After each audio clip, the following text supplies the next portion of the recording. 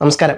രാഷ്ട്രീയപരമായി ആർക്കും ആരെയും ക്രിട്ടിസൈസ് ചെയ്യാൻ അവകാശമുണ്ട്. പക്ഷെ ഒരു വ്യക്തിയുടെ ജീവിതത്തിലോട്ട് കടന്നുകൊണ്ട് അവരെ ഇല്ലാണ്ടാക്കുന്ന രീതിയിലൊക്കെ കുറ്റം പറയുന്നതിന് ഒരുപാട് പരിമിതികളുണ്ട്.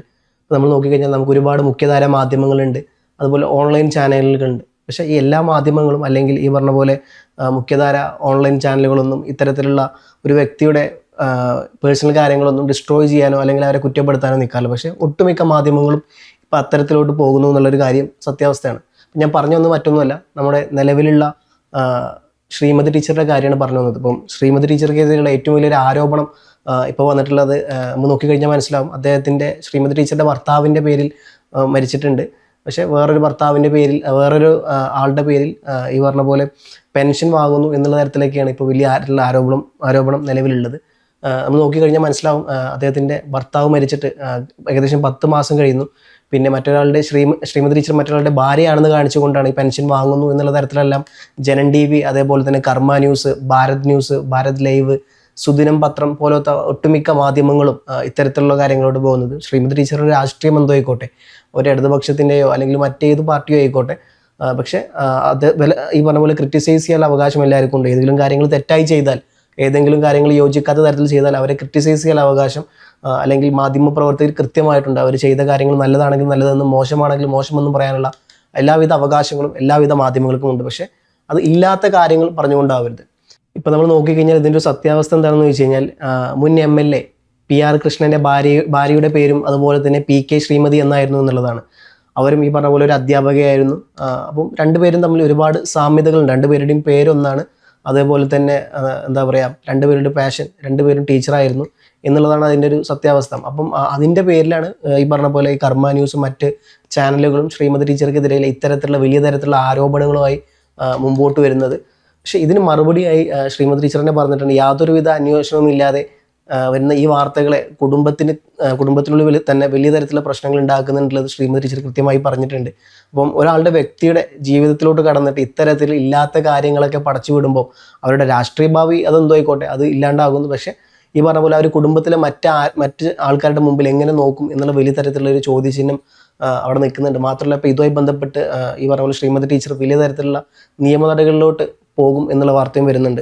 കാരണം ഓൾറെഡി പരാതി നൽകി കഴിഞ്ഞു മുഖ്യമന്ത്രിക്കും, അതേപോലെ DGP, പ്രതിപക്ഷ നേതാവ്, അതേപോലെ തന്നെ സ്പീക്കർക്ക് അടക്കമുള്ള പല നേതാക്കന്മാർക്കും, കോൺഗ്രസിൻ്റെയും അതേപോലെ തന്നെ CPM-ൻ്റെയും പോലീസ് കമ്മീഷണർക്കൊക്കെ കൃത്യമായി പരാതി നൽകി എന്നുള്ള വാർത്തകളെല്ലാം പുറത്തു വരുന്നുണ്ട്.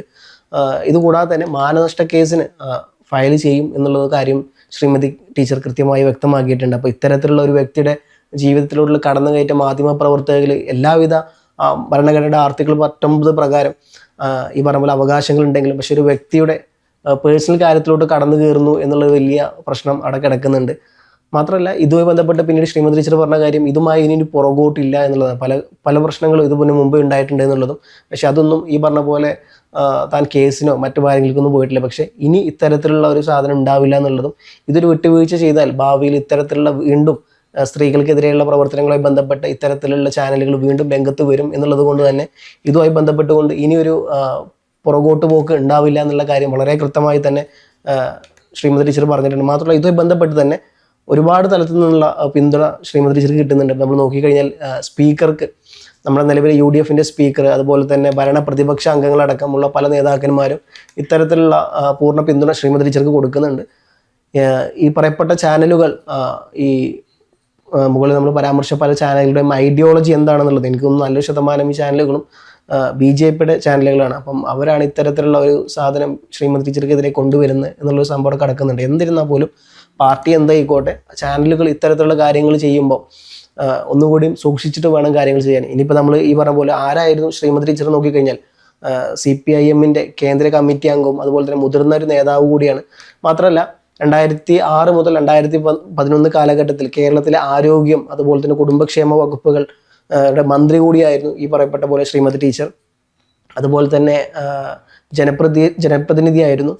മുൻ കണ്ണൂർ MP 2014-19 കാലഘട്ടത്തിലെ കണ്ണൂർ MP-യും അതുപോലെ തന്നെ മുൻ പയ്യന്നൂർ MLA 2001-ലും പിന്നീട് നടന്ന 2006-ലും പയ്യന്നൂരിൻ്റെ MLA ആയിരുന്നു. അതുമാത്രമല്ല, CPM-ൻ്റെ ഏറ്റവും വലിയ ഒരു വനിതാ മുഖം കൂടിയാണ്. അഖിലേന്ത്യാ ജനാധിപത്യ മഹിളാ അസോസിയേഷൻ്റെ, അതായത് AIDWയുടെ സംസ്ഥാന സെക്രട്ടറിയും ആയിട്ടും പ്രവർത്തിച്ചിട്ടുണ്ട് ശ്രീമതി ടീച്ചർ.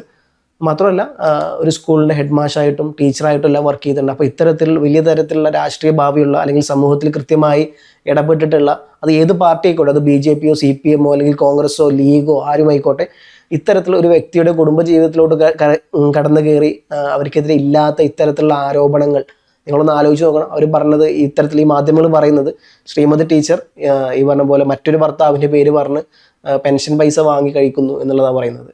അപ്പം എങ്ങനെയാണ് ഇക്കാര്യത്തൊക്കെ അവർ ന്യായീകരിക്കുന്നതെന്ന് അറിയില്ല. അപ്പം ഈ ഏത് മാധ്യമപ്രവർത്തനാണെങ്കിലും അവിടെ ഒരു ഫാക്ട് ചെക്കിംഗ് എന്ന് പറഞ്ഞൊരു സംഭവം നടക്കുന്നുണ്ട്. അതൊന്നും ഇല്ലാണ്ട് കെട്ടിയതെല്ലാം ആരെങ്കിലും എന്തെങ്കിലും പറഞ്ഞു തരുന്നതെല്ലാം സത്യാവസ്ഥയാണെന്ന് പറഞ്ഞുകൊണ്ട് ഇത്തരത്തിലുള്ള നേതാക്കന്മാർക്കെതിരെയുള്ള കുതിര കയറുമ്പോൾ അവരറിഞ്ഞിരിക്കേണ്ട ഒരുപാട് മാന്യതകളുണ്ട്, ധാർമ്മികതകളുണ്ട്. ഇതെല്ലാം അറിഞ്ഞുകൊണ്ട് മാധ്യമപ്രവർത്തനം എന്താണെന്ന് പോലും അറിയാതെ ഇത്തരത്തിലുള്ള കാര്യത്തിലോട്ട് കടന്നു കയറുമ്പം ഇത്തരത്തിലുള്ള ചാനലുകൾ ശ്രദ്ധിക്കേണ്ടത് ഒരു കുടുംബത്തെയാണ് നിങ്ങൾ ഇല്ലാണ്ടാക്കുന്നത്. ആ കുടുംബത്തിൽ മേലുള്ള അവരുടെ വിശ്വാസത്തെയാണ് നിങ്ങൾ ഇല്ലാണ്ടാക്കുന്നത്.